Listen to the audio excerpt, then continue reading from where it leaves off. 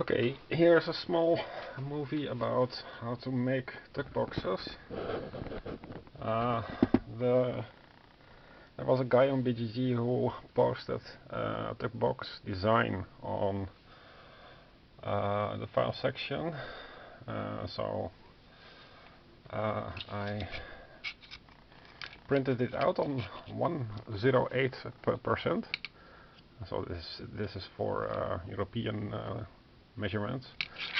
I just used some cereal box inner side, glued it on top with bookbinder glue and a roller. And now how to fold it, because it has a certain sturdiness. You have to leave it pressured with IT books, preferably overnight. These one of the aspects of the game is that it has actions which have an opponent PvP type of action, and the cards are marked with a red circle. So I put here a red circle. And the way to do that is to convert the PDF to JPEG, then open paint.exe, make a circle, save the JPEG, convert the JPEG back to PDF, and then print at 108%. And this gives you a modified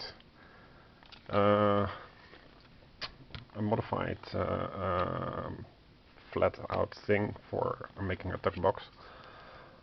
The alternative would be to use stickers, but stickers tend to have a certain width and tend to peel off, etc. Now, how do you fold this thing?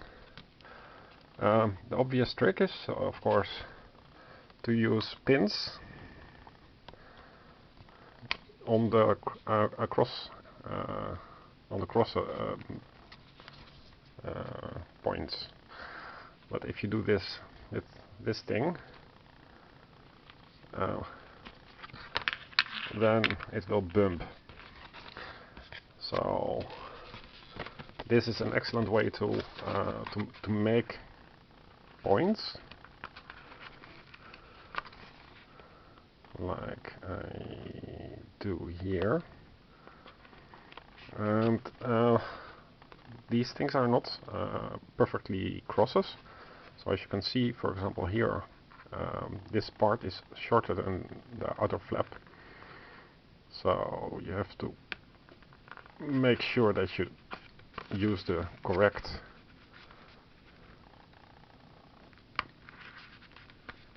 intersection. And I haven't done this in years, so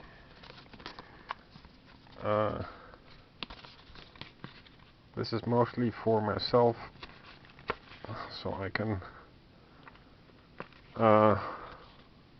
revisit. So you make all these points on the outside, and you use those points, and you won't see them after folding, by the way. You will so don't cut. Note to self: don't cut before you make the folding lines.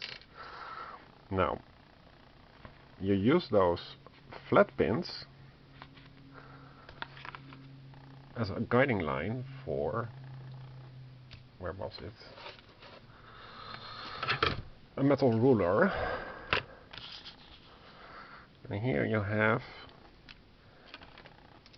and you can, because of these guiding points, you can make a guiding line without being disturbed by possibly diagonal lines on the cereal box, which is annoying, to say the least.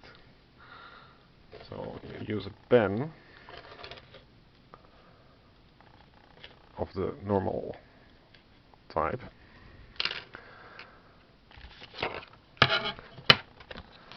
Ideally you want to be complete, so let's do the other as well.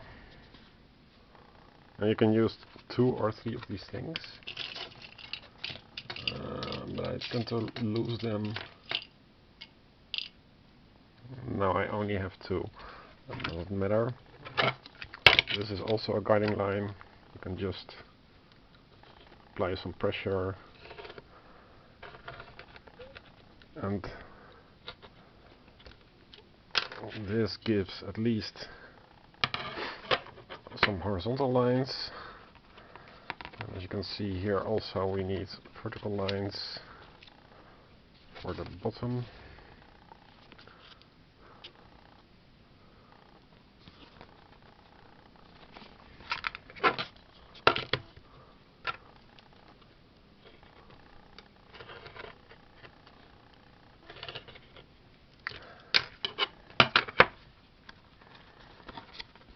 As well as for the opposing lines.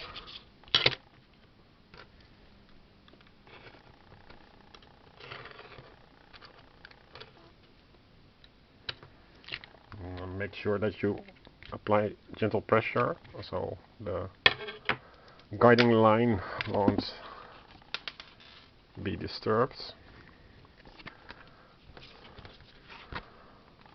And there are several more.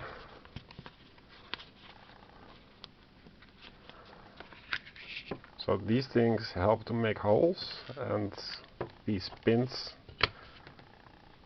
provide a flat surface. And this is the El Cheapo method, so I'm sure there are more expensive methods, but this is short and effective, and I have an abundance of both pins, both pin types. But you don't want to lose them, because if you step on them, that hurts, as you probably remember from when you were a child.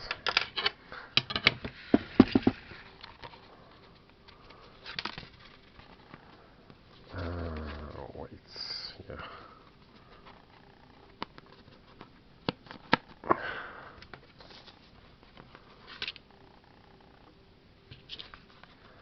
Normally I work faster, but yeah, the camera itself is of course a little bit distracting. This is unscripted also. Now you have at least a part of it.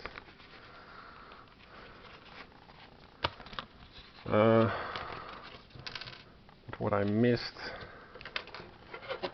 was actually this part, because this is what you fold. Yeah, so we need also this flap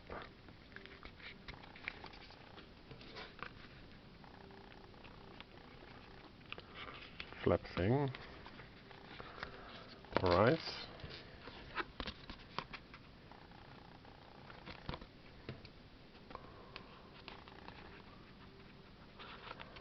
So yeah, the first time it will take you of course 15 minutes or more.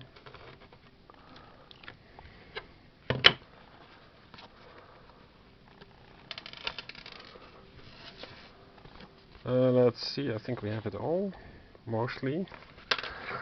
Next step is to align on the line point exactly, and use the back of a cheap pair of scissors or a cheap knife, and you use the blunt side of it. I don't have it right now because I didn't check, but then you fold it inside. You do that for the other side as well. After that, you will have something like this, and it becomes a box. Yeah, that's actually everything there is to it. So do not cut off the outer side, because it helps you later with making the lines. And after you made the lines, you fold, and while you fold, you can cut nicely along the edges or not. Because as you can see here, the cereal box has a natural weakness halfway. The camera doesn't show it, but this is not what you want, of course. You want a sturdy box, and eventually it will be sturdy, but I have to make sure that that the proper lines are followed. And the pen itself, even if you apply pressure, is not enough. So I hope that helps. How to edit provided tuckbox designs. For example, I made one here for the safe box, which I'm going to fold into a tuckbox as well. And yeah, remember that every side has 6 of a tuckbox has 6 sides. So 1, 2, 3 for this type of thing. 1, 2, 3, 4 in this case. And I just keep fallen length itself unaltered. This works the same way, and your first run should always be an enlarged version, so find the correct percentage, because that depends on the game. Some games already have enlarged tick boxes, so use a black and white test version and test that it works as intended, and then you do the rest in the same run. It's the same saturation levels if you have a decent printer. Yeah, that's all. Okay, hope you liked it. Bye.